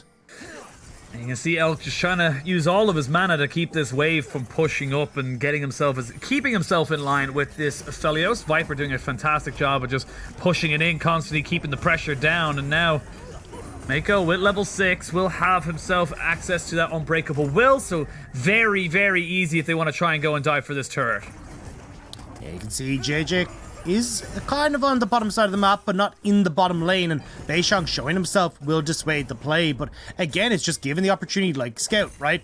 Takes the blue, now knows that Beishang has to be bot side, so he can play aggressive in this mid lane. Flandre can also look to play aggressive on the top side, although he's more interested right now in the wolves in his own jungle. Yeah, I mean, there's no real way that Flandre can kill Breathe underneath towers. We do see the True Shot Barrage coming down, stopping Viper from getting his reset. That's actually kind of nice and cheeky. We'll slow down the reset as such just for the moment as the Rift Herald gets popped here. But Flandre has no real reason to try and dive Breathe. If the Hextech ultimatum, he's got so many ways of just disengaging and getting him out. So not really in a position to be able to kill him off. So he's happy enough just to continue getting an advantage through those camps, through taking those Gromps and Wolves. So we can see now Missing. Gonna fight JJ. Not really got the support with him just yet to go for it. There's the kickback. JJ, not quite sure that was worth it. Could have just went over the wall. But nonetheless, will get himself out and keep himself in the nice, healthy health bar for anything that might happen in the next 15 seconds. Yeah, I think he's a bit worried about a flash stun card coming in and then the follow-up from the Braum. So just manages to step away. And again, I mean, look, as Flandre, we were saying, he's been moving back over towards the Wolves. He's playing very safe. Very prominent thought in his mind is, where the hell is Shanks? Can Shanks make a play on me? And now playing safe in the top lane because he knows Shanks can make this move, but may not be safe enough. May not be safe enough. Gold card does land. They're going to try and jump down on top of him. They're going to use the Hextech ultimatum as well. So 2 ultimates have been used as a Ragnarok to keep Scout from getting on top of Beishang. That's a nice little trade back for WE. They get their first kill of the game and they find themselves a little bit of momentum. Yeah, you can see Scout was like, don't worry, buddy, I got your back. I can TP in here, but it wasn't fast enough. Flandre falls to the gold card at Shanks, and at least it's something back in favor of WE, because this game was very quickly starting to slip away. Big benefit here would be if they could try and turn this over towards a dragon, especially as Breathe does have the TP advantage, maybe slow the pace of the game on which EDG can force these fights. Yeah, both solo laners on the side of WE having a TP advantage now, as Shanks does have his backup and available. So seeing the replay here, and they know what's happening. Beishang walks over a ward, but there's just not really a lot you can do about this as Flandre, sadly. Yeah, I mean, you can see it there, right? Scout tries to TP in, but it's just too little too late. JJ trying to move up to the play as well, but he's not in position. So now you get this advantage for WE, where we said they could go for the play if they want to, but we're actually not going to see them try and use this. I think this is a missed opportunity for WE to use that man advantage that they had. Yeah, I think they're just a little bit afraid of losing too much on that bot side or even on the mid lane, because they just had to get back and clean up those waves. And sadly for them, that means there's going to be 2 dragons and an Ocean Soul now on the cards for EDG. They've got themselves 2 out of 2 objectives. They're going to look maybe for that, actually the Rift Herald as well, so 3 out of 3. As we can see, Elk trying to get a bit of a reset in. He should have his Divine Sunder up for him, should he want to pick that one up now. And we'll wait for the next Destiny Gate, I guess, for the side of WE. But I wanted to ask you, where does EDG go? Where do EDG want to be taking their fights? At 4 minutes, they're looking at Dragon. Like, they're all on the Dragon. This is classic EDG, man. They just want to look towards these Dragons. Bot lane is going well for them as well. Viper and Mako getting some plays for themselves down there. They've got Flandre in a decent spot. Despite the fact he's dropped 1 kill, he's got a kill for himself as well. He's got that CS advantage. And this has all been about, again, as we said, like, dissuading WE from finding these big plays. If WE cannot get towers down, the actual parts of the map that they can make plays on is vastly limited. And EDG have done a wonderful job of stopping a lot of these plays happening, getting the Rift Heralds for themselves so EDG or WE can't find these plays, and now we're looking at a potential collapse on the top side. It is a potential collapse as we do see the stolen Destiny Gate. The Everfrost does land. They've got enough burst damage. There's a Hexacle Domain. I'm going to force the flash out of Scout though, and that's a nice pick off here for EDG, using your own tools against you. The classic Silas way, taking your tools and just being better with them. Now Beishang is stuck on the top side and he's on his own. This could potentially be EDG's first turret of the game. You can see Elk and Missing trying to trade this on the bottom side, but going to be a quicker take up on this top end. Yep, you've got 4 members, or 3 members, I should say, of EDG now on that top side. You're going to be able to Scout and Flandre, so the Jace with those triple auto attack steroids going to be able to do it. They're going to donate all the local gold they can to Scout. That's going to be enough of a movement here for EDG to get themselves a 2,000 gold lead. We'll see Elk and Missing maybe be able to take down this turret. They should be able to push in this wave and should go down as well. So still a trade of turrets, but still a kill in favor of EDG. What sucks for WE though is that Elk and Missing are stuck on the bottom side to take the turret, right? Flandre now moves in, he pushes in this bottom side, he gets a bit of pressure. You've already got this extended lane the top side, and EDG can look to move over towards Rift Tower. They're playing the map better and quicker, which means WE are missing out on this tempo that they just need to try and match EDG. As you can see here, right? You've just reset as Elk. Phenomenal. EDG go and take the Rift Herald. Yeah, we have a look at this replay on the top side as Flandre just knows he can go as ham as he wants to be because Scout is on his way. Yeah, I mean, gorgeous Everfrost as well. Like, knowing there's only one place that Breathe can go, and it ends up catching him out. Really well done. And now you've got Rift out. You can crack open this mid lane turret. Again, push back WE. Keep this TF honest where you can constantly spot him out. Make sure that he's not able to make these cross map plays. Because one of the biggest issues when playing against the Twisted Fate is the second he's gone, okay, has he reset? Is he rotating topside? Can he Destiny top? Is he moving towards mid? Where is he going? Trying to keep this like pressure in and keep those opportunities for Twisted Fate at a limit is your biggest win here if you're playing against the Twisted Fate. Well, I'd look back to the interview what Flandre did, what we saw just before coming into the draft of this game, is that if we can just keep WE from owning the pace, from keeping them from making aggressive plays and dictate where we can and cannot fight, we feel like we are the better team. We feel like we can do better than this, and this is exactly what they're doing. They're just stopping WE from having these pick comps, from having the opportunities, from getting themselves back into this series, back into this game. And for the side of WE, you got to try and break the chains. You got to try and figure out a way of getting past this blockade that EDG have put in front of you. Otherwise, it's just going to be a rinse and repeat of game 1 and 2. Yeah, and it feels like we're starting to see a bit of that inexperience come to fruition, where they had that game 2 in their hands and not able to find the fights that they would have been able to win if they played towards their compositional strengths. Now in game 2, they're getting caught out. They're getting caught out. Oh Missing, going to use the Glacial Fissure to try and get them out, but they're not going to have enough even with the heal. That was just too clean, Dagda. That was a death assembly line. Boot him back. There's the next one. On to the next pair of hands that just finishes him off. That was so well played by EDG. And now mid lane tower is going to fall. Yep, they cannot defend it. Even without minions, it does not matter because they can just burst it down. You have got too much damage, and this game is starting to snowball a little bit out of control. You go from mid lane pick to mid lane tier 1 to bot lane tier 1. This is just EDG going from strength to strength to strength, and WE just can't find an answer. And in 15 seconds, you got Dragon. How do you try and contest this as WE? You got a single item kind of across the board, but EDG's top half of the map are just so much stronger. Viper even has the Gale Force right now as well, so he's going to be relatively safe if you try and make a pick on him, and you don't control the map.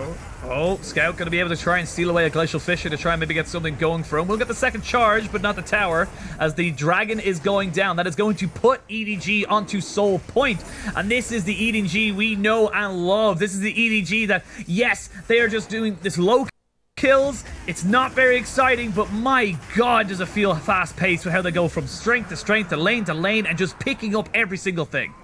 And now they're in such a commanding lead. I know it's a 3k gold lead, but just the compositional difference makes this essentially a 6 or 7k. And here's our assembly line of disaster for Missing. But again, like, this is kind of a problem for W. Like, they're trying to see if they can set up for picks. They're the ones getting picked off. You've now got 4.5 minutes until an Ocean Soul for EDG. You have to fight, and you haven't had an opportunity to get any sort of picks going. Breathe needs 2 more items underneath his belt. He needs the Ravenous Hydra and that Sterk's Gauge before he can really play in towards these fights. Hey, look at Shanks, he still hasn't got his rapid fire completed. I don't think he'll even have it completed, honestly, before this next dragon spawns, which is such a big tool for this Twisted Fate. The only person who's going to be at a relatively strong point will be Elk, but even Viper and Elk before this game were like, hey look, an AD carry can only do so much in this meta. Yeah, the meta is very much stacked against AD carries in certain regards. You cannot just 1v5 as you used to do. As Breed pushes in bot side, Scout puts himself into the try. Brush trying to find something there, but you see EDG just roaming around. They just own every single inch of this bot side. There's nothing you can do as WE. You're just hoping for scraps. Let's have a look at the CS differentials. 40 in that mid lane, 10 in bot side, 10 in top lane. It's just getting harder and harder for WE. And this, for me, is a big confidence boost for EDG. Like, when I looked at EDG against WE, initially I was like, they're making too many mistakes. It's why WE were able to take the series in round 4. I looked against LNG, I was like, yeah, EDG, we're starting to get you coming back into the swing of things, but definitely it's more punishing LNG's mistakes, not the ones coming out with the early leads. This is the EDG that I wanted to see in playoffs. This is the EDG that, if they win here, can contest FPX and look like our second seed from the LPL. And if they get a win, it would mean so much. Well, speaking of getting a win, Missing gonna have to use his Glacial Fissure, so another little W there for EDG. Still no Dragon for 3 minutes, so not really in any real team fight's gonna be happening anytime soon, but honestly, I completely agree. I think EDG coming into this series, thank God for double elimination. They were able to find their mistakes, rectify them, get themselves a little bit of a, slap on the wrist and say, look, don't do that again, don't let it happen again, and readjust themselves. I think that's the big thing for EDG coming into this playoffs, is that they need a little bit of time to get going, but once they get going, they look so good. And again, it's their opportunity to get back to Worlds, right? Missed out 2019, missed out 2020. The first 2 years in the organization's history hadn't made to Worlds. And now they're potentially about to 3-0 WE. They are looking at such a commanding position. And unless WE can make some miracle picks, there's no way they're going to be able to bring this back. EDG can look at this dragon in 2 minutes' time, stare WE down the barrel and say, what have you got? And I don't know if WE have very much in their hands right now. It's looking very dire. WE will have to look for a mistake, similar to game 1, where they're looking for someone to make a miss rotation, lazy backing, or whatever it is, to try and get themselves back into this. We are going to see almost a rapid fire cannon picked up here by Shanks. We'll see the Manamune picked up there for Elk, so he's on his 2-item spike. Collector just finished up and picked up by Viper. And across the board, we are seeing 2 items being picked up by pretty much everybody on the side of EDG. And WE, they just kind of have to hope for the next fight in a minute 30. They have to fight it. They cannot let this one go. I feel like if you give Ocean Soul over to EDG, you just haven't got anything left. But JJ needs to be very careful. That's a very powerful Ezreal, down to half HP, and it's things like that WE need to find. About 4 more though. Scout goes in, Scout goes golden. They're going to see the Moonlight Vision down onto only 2 people. We're going to go towards this top side. It's going to be Breen cancelled on the TP. He has his hook shot to get himself away. But why are we looking at this? We should be looking at the fight, as the rest of EDG have found themselves a 4v4, now into a 4v3. The observers trolling us and the viewers because they're not seeing the proper fight. And it means that now with 50 seconds left, EDG have full control. The shurikens galore for Viper as they just disappear, but you've got the reset time. You need to get Beishang back on the map. Breathe, no TP, gives the edge towards Flandre. And it looks like with that, EDG with full control over this river make it so much more difficult for WE to get any footing in this river. Yeah, absolutely. They get the bot lanes here too as well. You can see they're just roaming around this jungle. They know there's no real vision here for the side of WE. Good poke here though from Elk. Lands a couple more Mystic shots and he's got a blue buff, so he's got to be able to do serious amounts of damage for a very long time. Breathe is here. There's the Destiny Gate. They know exactly where everyone is from Flandre? EDG. There we go. He's going off the side. Flandre has to flash away. The Everfrost is good, and Mako has to flash away as well. Keep himself safe. Flandre very, very low. Not quite going down, but Missing picks him up. And now it's a native 4v4, actually a 5v4, as Beishang has come back into the fray. EDG thought they had it all. EDG thought they had all the answers, but they weren't prepared for the WE pop quiz. And now WE sense blood in the water. WE sense that there is a moment for them to come back into this series. They're corralling. They're pushing them back. They're saying you will not leave without every single one of you falling to the ground. The Hextech ultimatum down. There's Scout dead. The Aphelios gone. JJ, the last one standing, and WE are not out of this series yet, Dagda. This is exactly what happened to WE, except it was FPX piloting that pick, managing to get themselves back into game number 2, and now it's Shanks taking a page out of the Doom B book, getting that moment where you had Flandre separating, picking him off, and now Breathe and team can turn towards the Baron. That was huge, Penguin. Absolutely massive move here for WE. They will pick up the big purple worm. They'll get themselves control of the map again. They give themselves another timer for that soul. And there is life in WE, fans. There is life in this series. But let's have a look at this POV, because we're going to see exactly. This is great. This is fantastic for EDG. They stop the teleport and they get the flash without expending anything. And then we look towards this bot side, where they just tend to just really just not know where to go with this when they don't want to start the dragon and they don't want to go for the fight just yet. Yeah, Flandre's pathing was completely off there. Unbreakable already burnt by Mako as well, so he's taking a ton of damage, and Flandre just gets picked off. Really solid job from Shanks to set that one up, and again, great play from Beishong. Wrap around the back, make sure there's nowhere for EDG to escape, and WE gets some much needed goal back in favor. And now, this pick comp becomes so much more deadly with the Baron. You can look to push in sideways, you can have control of the map, and look for Shanks to make plays. This is where you can have WE bring back this game and try and again push us to that game 4. WE fans, sigh of relief, but it is not over yet. That Baron still only puts you about 2,000 gold behind. Maybe you'll get a couple of turrets now. You'll maybe equal out that gold. But it's not done just yet. Look at this flank. Scout so far deep right now, as we can see Elk putting down that damage. They're trying to see if they can go for this. There's the Moonlight Visual, but it's blocked by Missing. Missing gonna get Everfrosted up as well. The Shock Blast not doing a huge amount onto Elk at the moment, as he's got himself a nice bit of armor with that Glacial Shroud. So this is good. Look at the top side. Breeze still pushing.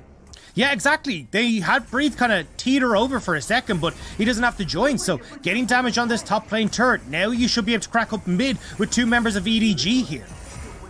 This is good from WE. It's exactly what they needed. They'll equal out the gold. They'll get themselves a couple more turrets. They'll keep themselves moving. Again, still very, very close. And you still have a Dragon Soul available in 2 minutes for EDG. This is where EDG need to try and just collect themselves and bring them back. WE, yes, they got a little bit of a momentum, but for EDG, this is a test. Can you survive it? Can you just stop yourself from losing everything off of one team fight? There's so much gold that's going into WE's hands, though, especially into that Camille. She's the big carry here, and Scout, he gets caught out. He goes golden, so now he's in the stasis. Can he survive, though, as Scout? He's so close to dead, but he will not fall just yet. But look at the damage. Elk free-firing now, and that's Mako, who has to sacrifice himself for the sins of his mid laner, and WE are still pushing. They have 30 seconds left on this Baron. I don't know if they can go for the end, but they're definitely going to crack open the base. I mean, being able to crack open the base is insane. That gold lead that you said was bang on even is now swung in favor of WE. The picks, the turrets, massive gold swing for WE. And now you have a minute until this next dragon. Someone has to be permanently mid lane for EDG, which means you have to separate the team. You have to give that moment to Shanks. We can look for the pick. He can look for the play with Breathe. And especially when you're able to get full vision control over that area for WE, it's such a big win. And we'll see it here. Rapid fire cannon coming through from Shanks sets up that pick onto Scout, and as you said, Mako, he just has to be the one that bears the kind of the sins of his mid laner. Gets caught out here, Breathe finishes him off, and that is such a massive swing. An entire GA bought for Breathe off of that one play.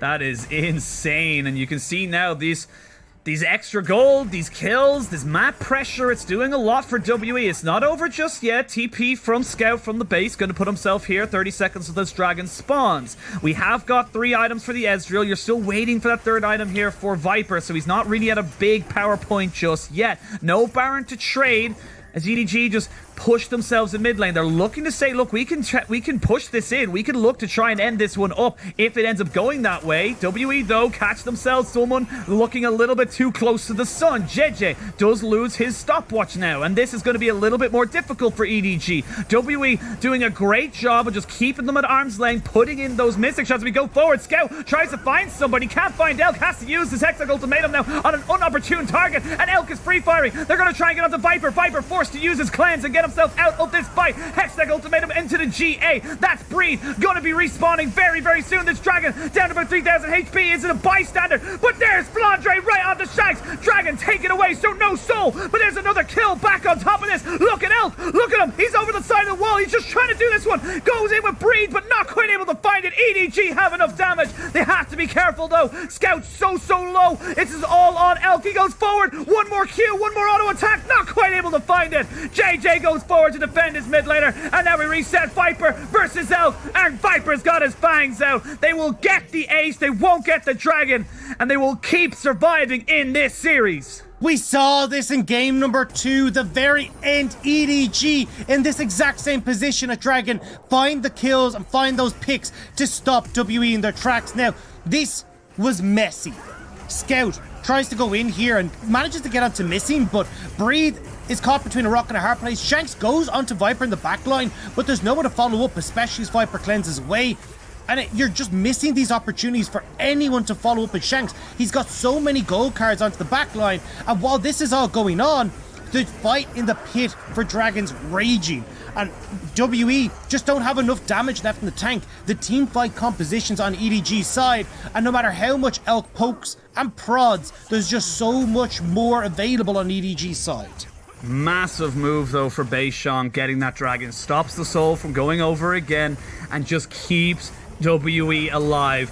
WE still not out of the woods. You can see how close one or two mystic shots land there, and that is a completely different fight for the side of WE. Elk probably pops absolutely off and gets himself a huge pentakill if he can muster it, but Baron now available, and Baron has been started. TP is going to be used. They've got Breed in the spot side. There is the Destiny Gate going to be used as well. So they've gotten all 3 globals out of WE, and they've done nothing with them. There's the gold card available, though. They know exactly where Shanks is.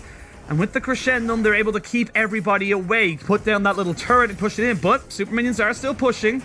And that means that WE will still be able to get themselves a nice little bit of pressure and maybe look for Baron themselves. But that's all that EDG wanted. All they needed was to get the teleport off of Breed, remove that pressure that was going to cause them issues on that bottom side, and also getting the Destiny from Shanks was just a nice cherry on top. Now Flandre can push safely on this bottom lane, knowing he can always TP to some sort of Baron play. Big to notice as well, Breed does not have GA coming into this next fight. Beishong does not have his stasis either. And this is now a 3-item Aphelios. Not the traditional 3-item Aphelios. Did go with the Lord Dominic's Regards as a 3rd item, so we're still waiting for that Infinity Edge. So not exactly the best of spikes for him, but I can see why he would go for that. A lot of armor being built up by Elk and, of course, by the rest of the team of WE. So getting that effective damage down. And oh, Dag, this game is getting so close. It feels like one mistake, one outplay. That could all be what it could be, the difference between winning and losing. And it feels like for WE, it rests on Shanks. It rests on Breed. The solo lane savants need to step up here. They need to make this play happen. It has to be a pick between these two. Onto Viper. Viper's cleanse about to be back up, so it needs to be this like 1-2 combo where you burn the cleanse. But here we go. Oh, JJ almost gets in behind someone, but Shanks with a fantastic flash keeps himself alive. Breathe is not here. There's a 5v4 at the moment. Great triggers discipline there from JJ, not using his ultimate, so he still has that available to him, but one summoner down now for Team WE. Breed started to collapse, though. They have no vision on him. There's no vision in EDG on this bottom side, but they are playing towards this top half of the lane. Minute 30 or minute 20 even till that dragon spawns, and this is a very quick Baron take for the side of EDG. They could trade it. They're not the ones who have to be worried about that soul point. WE are the ones who have to play towards that dragon. There's a true shot barrage to get a little bit of vision down. EDG now moving themselves back towards the Baron, now back towards that mid lane. They go in, they're going to try and jump down onto Missing. They have a stolen Glacial Fissure, which is going to be used. Missing is the target. Missing is very squishy without his big old door, and now with the Moonlight Vigil coming down, these health bars are very very, very low. Elk trying to keep them all away, but he's low on mana. And now EDG, they can feel it. They can go for it. They're going to try and push in. JJ goes in, but has to jump straight back out. They will find Beishong, and the rest of WE will fall. EDG find the fight. Breathe nowhere to be found. And that's 4 for nothing. And EDG, honestly, right now could take everything. They can take the Baron, and they can take so many of these inner towers. EDG, they make it look like child's play. Consistently finding those moments where they can get the poke, get them engaged, and it's Scout every time who's getting these phenomenal plays on the Silas to get onto WE and set up EDG for this success. Well, Breed's going to take whatever he can and gets that bot lane turret down and out. We're also going to see the mid lane going to be taken by the minions. Dragon started, Baron down, and that's just going to be absolutely all objectives here locked and loaded for the side of EDG. That being said, though, they might get some exit kills. They do know that Mako and Flandre are away from their team. They have nowhere to go, and this is going to be a Hextech Ultimatum committed. It's supports versus top laners in a weird 2v2. I never thought I would see. Flandre's got the damage. Mako's got some support as they try and go on top of him. There's the true shot barrage, though, to pepper down the health bars, and that's going to be one Baron buff not available to EDG. Breed does have his TP up. Maybe you can have WE try and push in off of the man advantage, but with 45 seconds till Flandre is up and no lanes really in position, it's going to be a tough one for WE to really capitalize on. It's not even like they have an objective to try and close in on, but Scout, you can see here, gets that engage off, manages to pick the Everfrost on towards missing, and look at this damage. Viper tearing through people, just absolutely ripping apart health bars alongside Flandre. And Elk is doing his best here. He's trying to churn out the damage, but there's just so much pressure, so many members of EDG left standing, and there's no one to peel from on WE's side. Yeah, and honestly, I think that, yes, Breathe is off on his own and away from it, but he was so low, he would have been dead had he tried to re-engage. So going bot lane, getting those minions pushed in, getting a turret was probably the best play that WE could have gone for. Now back into the game, nearly a 4,000 gold lead in favor of EDG. We do see Breathe on that top side now with his 4th item, GA back up and available. Scout is here though, and that's going to be an immediate retreat sound here for the side of WE. They say, look, we're not there, we can't help you out right now, get yourself back to base. Yeah, I feel like you need to start getting Shanks to help out Breathe. Maybe if you can get some sort of Destiny play where you overload one side of the map, but you have to be so quick off the trigger, because if you are having EDG like they are at the moment, like fully shoved in mid, you can't really try and collapse on it, but it looks like they're actually going to try and have Shanks and Beishong do exactly that. Flandre has no flash, he does have teleport available, but what are you going to do about it, my friend? There's nowhere for you to go. He's just going to die. They're going to bully him, but you got Baroned up super minion, or Baroned up minions at least, into that mid lane. It's going to be difficult here for WE, but they're so aware that they can go for a flank, they can go for a collapse. EDG respect it, and they back themselves up. That's exactly what I was just saying, right? Try and make this play where you overload one side of the map, work with Breathe and Shanks, and they managed to make it. Now Breathe can't really push any further because he's aware EDG could be going for the flank, so back away. But the fact that this Baron buff is gone in 30 seconds and nothing really gained for EDG is a major win for WE. Yep, now we're going to be a Baron up in about 2.5 minutes, or 3 minutes I should say. We got 3.5 minutes till that Elder Soul comes up, or the Elder Drake I should say. And this is WE. They have options, and this is where we get to critical mass. You've got 4 items, an Infinity Edge for Viper. You've got nearly 4 items for Elk as well. This is where your carries start to max out. Death Cap and a Medjai Soul Stealer here for Scout on the back end as well. So lots and lots of damage, lots and lots of potential fights to be able to take. And we're starting to hit the point of the game where gold leads don't even matter. Yeah, I mean, at this stage, we're long beyond it. Like, we know what this is going to be from WE, right? It's a hit-and-run play style. So you can get in towards that lane very quickly, pick someone off, and then make your way back towards the rest of your team to use that numbers advantage you have. For EDG, they're trying to wait out the opportunity to look at objectives, trying to find opportunities to group up as 5, not allowing Breathe, who honestly is pretty monstrous at this stage, to have this 1v1 against Flandre, because you're hitting the point where Breathe can just terror dive Flandre. So in a scenario where EDG don't have pressure elsewhere on the map, WE can look for these crazy plays. I just saw the gold there. Scout is 4,000 gold ahead of Shanks. Yeah. He is 4,000 gold ahead of his mid laner. He has over 100 CS more than Shanks has on this Twisted Fate. I don't care how loaded your dice are. You're just never going to make that one up. That's just too much gold in your back pocket if you're on the side of EDG. But like we said, great to have, but you got to be able to utilize it. He's now full items. He has no more space for pink wards. He's just hoping to have that Magi stack up and going. You've still got a Lich Bane and possibly another little bit as well for the side of Shanks, so he's going to be scaling up a little bit more. WE though have found their window. They've actually pushed in top, they've pushed in mid, they're starting to get some control on the map, and this is where it does get dangerous again, as you end up separated from EDG trying to deal with multiple lanes. You got to be so careful, but with a minute and a half until this Elder Dragon, WE doing the right things. Reset early, look to get vision control in the river, and you can then maintain it for a much longer period of time, as EDG looked like they'll reset around the 50-second mark. So the idea here is WE going to be playing off that vision, try and look for picks off this faster reset and using that tempo that they have.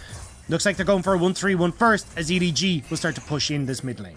Yeah, Viper did pick up a stopwatch as well to try and keep himself alive. Let's have a look at the summoners right now. So everything pretty much available for either side. You're missing a TP on Breathe, and you're missing a flash on JJ. Actually, a flash on Mako as well. So got an opportunity. Yeah, he's got a bit of movement for him. He's got level 16 now, so his Destiny Gate up pretty damn quickly, as he's gonna pop that, keep himself alive, and then go back towards the thing. It's just a pretty short cooldown. Actually, should be up at about just a little bit after the dragons, so this is where it gets a bit tense. 40 seconds till that dragon spawns, 30 seconds till the Baron spawns. So two massive global objectives coming in to this next fight. GAs available for both sides. You got your Lee Sin, your Olaf, and of course the Camille. Beishong takes a good chunk of health off of him, but he should be able to sustain it back up. Honestly, I think you have to base race as WE. You can't try and look for this sort of play where you're going to go 5v5. You can already see, right? Elk taken out of the equation, 15 seconds left. You need Breed to go towards this top side. Maybe you can have Destiny come in to join him on that. But if this Elder Dragon goes across, you lose Baron as well. It's going to be so messy. Well, you're just going to trade it. They're going to go for Baron for Elder. That's what they're going for. They're looking to try and just make the trade here. WE making the conscious decision to say, look, you can have the Elder, you can have the team fight buff, but we feel like we can do a little bit more with this Baron. So it's a trade of objectives. The big purple worm for the big silver drake, as we now go towards this bot side. EG might just look for a brace race. Yeah, and I think this favors WE, to be honest. You've got Camille, you've got the Lich Bane complete, well, should be completed soon for Shanks, but they're actually fully reset and use the Baron Enhanced Recall, but this is what EDG wants. They want to fight you 5v5. I know what they want to go for it. It's just I feel like they wouldn't have had time. They weren't set up to get everyone on that top side to make the base race work. Base has been cracked. Inhibitor down. Missing. Now kicked back into the team and deleted from the side of Summoner's Rift. WE, you tried so hard. You tried so hard to get yourselves back into this game. But it's going to take an awful lot more than just one Baron buff. They've got decent damage from Elk coming back on top of this as the EDG back themselves up. They get the one pick and then they may look try and re-engage with the minions. You've got so long. You've got a minute and a half that you still have to defend against this. Baron creeps are helping because they're keeping the other minions at bay, keeping these minions from hitting the turret. Maybe WE can hold on as Missing spawns in 20 seconds. He spawns in 20 seconds, but you can see the poke damage just doing so much from the side of this Jace. 3 games in a row, Flandre was able to get this pick, and it's just been absolutely insane with his damage before the fights could even start. Now, minions have been dealt with. You are now looking at a 4v5.